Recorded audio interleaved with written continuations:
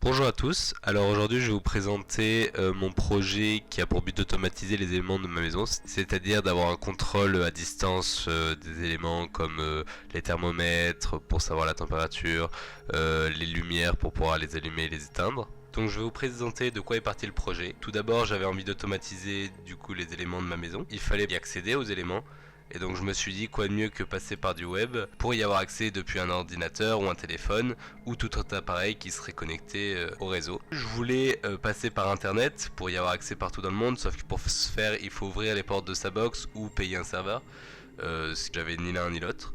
Donc je suis passé sur un serveur local avec la librairie Flask en Python. Comme ça, tout appareil qui sera connecté sur le même réseau local, comme mon téléphone ou mon ordinateur, pourra accéder à la page web. Il y a aussi un lien qui est fait entre appareils qui sont connectés à la page web pour que si on appuie sur un bouton pour allumer une lampe sur l'ordinateur, le bouton s'allume aussi sur le téléphone pour que tout soit bien synchronisé. J'ai ensuite fait un design à la main de à quoi allait ressembler ma page web et après j'ai codé.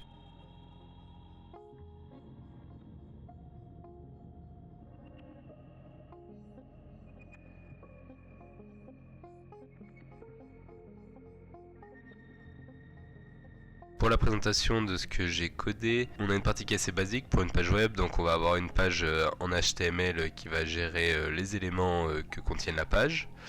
On va avoir la partie CSS qui gère les éléments stylisés et avec une partie pour afficher sur téléphone, parce que du coup sur téléphone on a moins de place et qu'il faut donc modifier les éléments où ils sont affichés. Donc la plus grosse partie après va être tout ce qui va être interaction.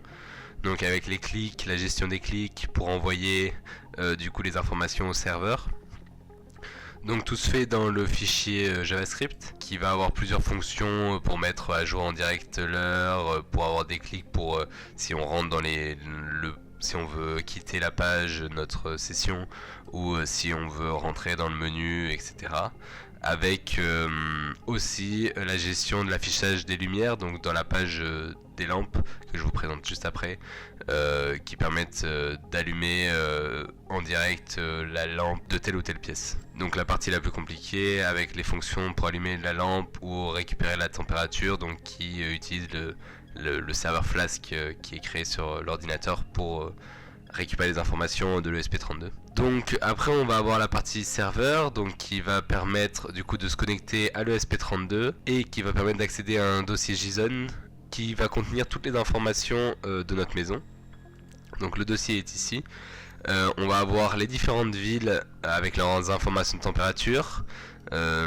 Donc ici c'est 3 villes qui sont mis aléatoires parce que le JSON peut être mis à jour avec un autre programme Python qui du coup est indépendant et donc ça permet à la page web de n'avoir aucun problème de fonctionnement. Juste les données peuvent ne pas être à jour si on a un problème avec le programme qui met à jour les données dans le JSON.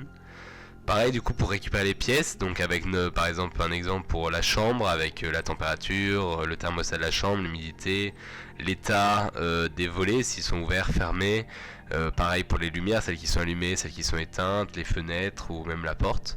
Ça c'est à notre guise, après c'est à nous de coder les éléments qu'on veut rajouter ou pas selon la pièce. Et la dernière partie est la partie ESP32, donc avec une adresse IP qu'on fixe ici.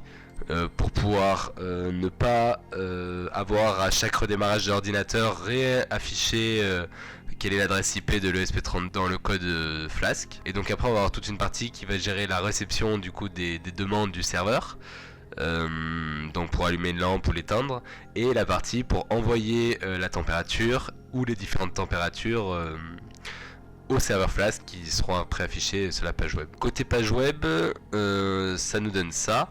Donc on va avoir la partie pour quitter la page, l'affichage des météos qu'on a indiqué dans le JSON, l'heure, des éléments les plus importants comme pour accéder directement aux lumières, aux températures, humidité, pour accéder à la station météo que j'ai pas encore reliée, mais une petite station météo qui capte la température extérieure, etc.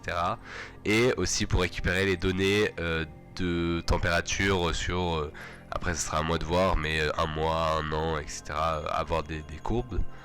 Et on peut accéder aussi au menu qui nous permet d'accéder pareil aux fonctionnalités, donc certaines qui sont pas codées comme ici, là on peut voir, je l'ai pas encore fini, mais ça pourra se faire avec le temps, et avec l'accès pour allumer la lumière principale, le bureau, etc.